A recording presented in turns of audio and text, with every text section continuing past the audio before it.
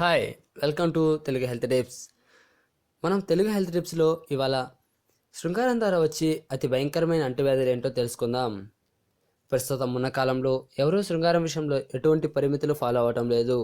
అలాగే విశృంఖల విచ్చలవిడి శృంగారానికి అలవాటు పడిపోయారు. ఇలాంటి శృంగారం వల్ల 3 అంటురోగాలు ఎక్కువగా ప్రబలుతాయని ప్రపంచ ఆరోగ్య సంస్థ తాజా నివేదికలో పేర్కొంది.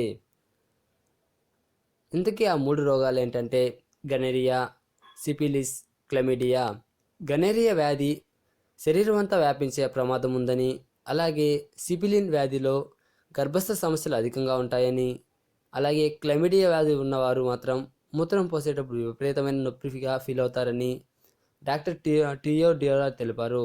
అలాగే వీటిని ముందుగా కనిపెట్టే డాక్టర్లో పూర్తి స్థాయిలో వైద్యం తీసుకోవాలని కూడా తెలిపారు.